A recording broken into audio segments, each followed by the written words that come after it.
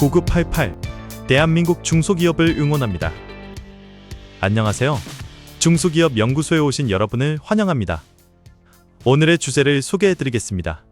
이슈에 묻혀버린 상속세. 현재 상속세 과세 방법은 똑같습니다. 증여세는 취득세, 상속세는 유산세 방식입니다. 과연 어떤 내용일까요? 정우일 소장님을 모셔서 자세한 내용을 알아보도록 하겠습니다. 9988 대한민국 중소기업을 응원합니다. 안녕하세요. 웰스기업 연구소 정우일 소장입니다. 지금 전 세계가 난립니다. 전쟁에 난리죠. 코스피는 상법 3차 개정의 힘으로 6천을 돌파했다가 지금 전쟁으로 인해서 유가 급등으로 인해서 지금 다시 오리무중에 빠져 있고요. 이런 이슈들에 의해서 지금 묻혀버린 게 하나 있습니다. 바로 상속세입니다. 예전에 이제 이재명 대통령 취임 때, 그 다음에 윤석열 대통령이 그렇게 된 그 직전쯤에 이슈가 됐던 게 바로 상속세였는데요. 상속세 지금 아무도 이야기를 하지 않습니다. 그런데 그렇다고 한다 하더라도 이 중소기업 대표님들께서는 대표님들의 가장 큰 자산인 법인의 그 평가로 인해서 상속세가 발생하는 대표님들이 상당히 많거든요. 그 부분에 대해서 반드시 인지하셔야 됩니다. 작년에 그렇게 많은 공감대 아니면 이런 게 있었음에도 불구하고 여전히 똑같죠. 그래서 글쎄요, 지금 현재 어떻게 됐는지를 보시게 되면 다른 게 전혀 없습니다. 그럼 지금의 상속과 증여에 대해서 좀 다시 한번 말씀을 드리면, 증여는 건별로 취득세 개념이고요.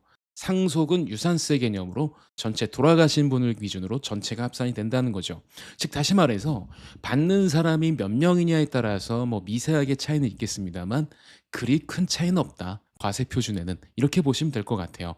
자, 그럼 예를 들어서 30억의 부동산을 갖고 있는 분이 계십니다. 10억씩 3개를 갖고 있단 말이죠. 이런 분이 만약에 10억씩 각자 다른 자녀에게 개별로 증여한다면 과세 표준은 10억이 되면서 10억 원 이하 30%의 세율이 됩니다. 물론 여기에 여러 가지 공제가 들어가기는 더 낮출 수 있겠습니다 말이죠. 하지만 상속이 되게 된다면 이 30억이 합산되기 때문에 이렇게 될 수 있죠. 40%. 무려 이 차이만 해도 꽤 많은 차이가 난다고 보실 수가 있습니다. 그럼 지금의 우리나라 상속세 제도 뭐가 문제일까요? 제가 자격증 공부를 시작한 지가 벌써 거의 30여 년 가까이 되는 것 같아요.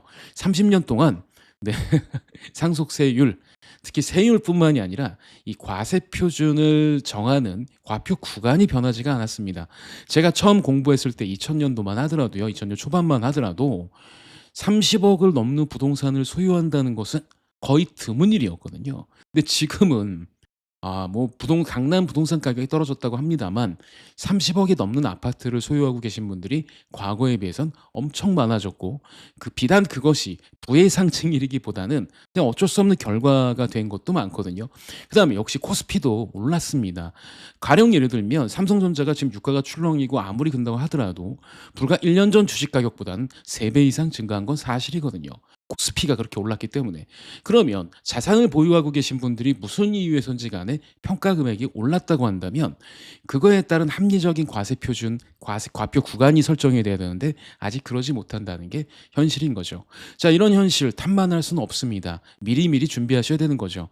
자, 현재 상속세 체계에서 가장 중요한 절세 포인트는 단 하나 있습니다. 유산세 방식이 아닌 취득세 방식인 이 증여를 최대한 잘 활용하시는 거. 그래서 자녀에게 사전에 줄 만한 것들을 먼저 주시는 거를 잘 선정하시는 게 가장 현명한 상속 방법이 아닐까, 이런 생각을 해봅니다. 지금 아마 한참 가결산 자료가 오고 가고, 그다음에 이제 법인세 때문에 이제 준비를 하고 계신 대표님들이 많을 겁니다. 자, 그런 대표님들은 주의하셔야 될 게 몇 가지가 있어요. 자, 지난 시간에 제가 말씀드렸습니다만 이 법인세 신고 도움 안내 서비스를 꼭 확인하세요. 여러분들의 세무사와 기분 나쁜 대화를 하고 싶지 않으시다면 꼭 먼저 확인하시길 바랍니다. 자, 그렇다면 이 특히 법인카드 사용 내용이나 뭐 아니면 좀 약간 이상한 것들을 대표님들이 확인하실 수 있을 거예요. 그렇다고 한다면 여기에 대해서 어떻게 하면 좋은가 한번 생각을 해보시면 좋을 것 같습니다. 자, 지배주주 가족을 위해서만 뭐 예를 들어서 벨스 회원권이나 뭐 콘도나 뭐 골프장 회원권이나 이런 것들을 취득하셨다고 한다면 좀 다시 한번 생각을 해보셔야 됩니다. 구체적으로 얘를 업무적으로 사용하지도 않고 오로지 가족들을 위한 어떤 여가 생활로 사용했다고 한다면 이런 경우에 이 지출 비용들을 비용 처리를 하게 되는 경우 그래서 법인세가 이제 과표가 낮아지고 이렇게 세무 조정 없이 이렇게 됐다고 한다면 나중에 문제가 될 수 있는 가능성이 상당히 높게 됩니다. 그래서 뭐 어떤 뭐 콘도나 콘도 회원권이나 아니면은 뭐 예를 들면 뭐 고가의 헬스 회원권, 그다음에 뭐 골프장 회원권 이런 것들을 산다고 해서 문제가 되는 것이 아니라 이 자산들이 어떻게 사용됐는지에 따라서 비용 처리 여부를 결정하시면 될 것 같아요. 그냥 비용 처리만 안 하시면 됩니다. 네, 그래서 세부 조정을 하시면 되고요. 그다음에 혹시나 법인이 소유하고 있는 토지를 양도하셨다면 작년에 꼭 주의하셔야 됩니다.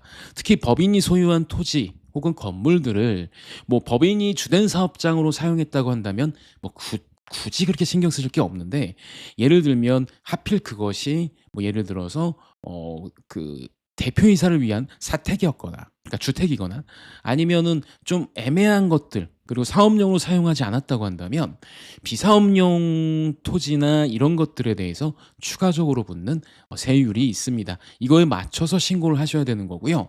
그다음에 이제 법인을 청산하는 과정에서도 종종 나오는 일이긴 합니다만 이 사업용 자산을 매각을 하고 그 현금 들어온 거를 다른 방법으로 주주에게 인출을 하고 그다음에 법인세를 내지 않고 체납을 해버리는 경우가 상당히 국세청 적발 사례에 많이 나오거든요.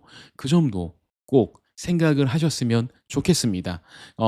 우리나라에서는 이 특히 지금 같은 시대에서는 그리고 거의 국세청의 어떤 조사 기법이나 이런 게 AI 기반으로 돌아서고 있는 지금 시점에서는 아주 작은 것 하나도 약간 특별한 것들도 다 국세청 그 AI 로직에 의해서 조사 대상 혹은 소명 안내 대상으로 검증될 수 있으니 이 점 유의하셔서 이제는 셀프 알아서 자가 그래서 꼭 그 신고를 하기 전에 기장세무사가 약간 우려를 표한다라고 한다면 그 부분을 경청하셔야 되고 꼭 그 반대적인 의견, 야 이거 너무하는 거 아니야?